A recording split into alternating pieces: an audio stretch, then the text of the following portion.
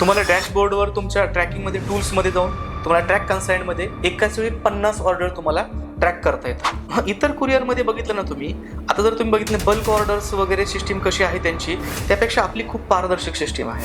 दुसरी महत्त्वाची गोष्ट म्हणजे आपल्याला मोबाईल थ्रू सगळं करता येतं, की आज मोबाईल हा अँड्रॉइड मोबाईल हा सगळ्यांकडे आहे आणि बुकिंग पण मोबाईलमध्ये करता येते. PDF रिपोर्ट पण मोबाईलमध्ये जनरेट होतो, की जो रिपोर्ट ते इतरांना मेल पण करू शकतात.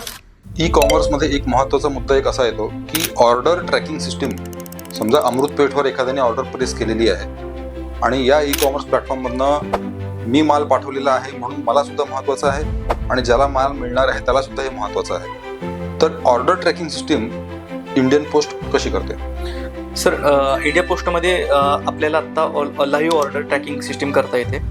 ज्यावेळेस बुकिंग केलं जातं त्यावेळेस तो बुकिंगचा मेसेज हा ग्राहकला पण जातो आणि तुमच्या वेंडरला पण जातो.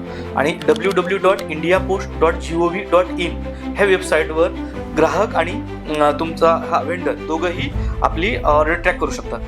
ॲडव्हान्स पोस्टल टेक्नॉलॉजीमध्ये फायदा काय झाला सर माहिती आहे का? ॲडव्हान्स पोस्टल टेक्नॉलॉजीमध्ये तुम्हाला ही ऑर्डर तुमच्या डॅशबोर्डवर सुद्धा ट्रॅक करता येते. तुम्हाला डॅशबोर्डवर तुमच्या ट्रॅकिंगमध्ये टूल्समध्ये जाऊन तुम्हाला ट्रॅक कन्साइनमध्ये एकाच वेळी 50 ऑर्डर तुम्हाला ट्रॅक करता येतात. त्याचबरोबर आपला रिपोर्ट निघतो, त्या रिपोर्टमध्ये delivery report, last event report, article booking report. Last event रिपोर्टमध्ये तुम्हाला कळतं की ते आत्ता आर्टिकल कुठं आहे. लास्ट म्हणजे ते जर तुम्ही अहमदाबादला ते आर्टिकल पाठवले मग त्याचा पहिला स्कॅनिंग कुठं झालाय, मुंबईमध्ये स्कॅनिंग झालाय, अहमदाबादमध्ये स्कॅनिंग झालाय.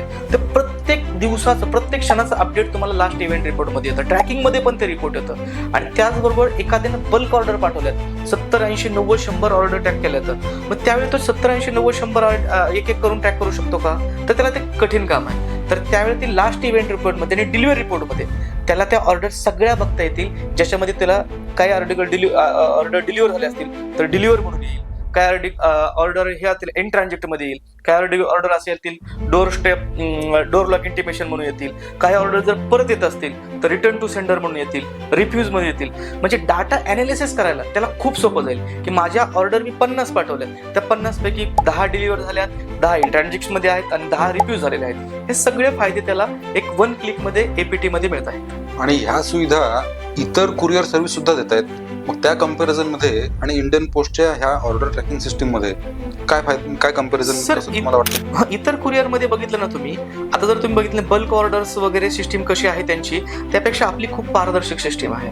दुसरी महत्त्वाची गोष्ट म्हणजे आपल्याला मोबाईल थ्रू सगळं करता येते, की आज मोबाईल हा अँड्रॉइड मोबाईल हा सगळ्यांकडे आहे आणि बुकिंग पण मोबाईलमध्ये करता येते. PDF रिपोर्ट पण मोबाईलमध्ये जनरेट होतो, की जो रिपोर्ट ते इतरांना मेल पण करू शकतात. आणि या सगळ्या गोष्टी इतरांपेक्षा फार सोप्या आहेत आणि एकदम इझी आहेत. ओके, म्हणजे आता अमृतपेठचे ऑर्डर ट्रॅकिंग सिस्टीम सुद्धा अत्यंत चांगल्या पद्धतीनं होणार आहे. येस.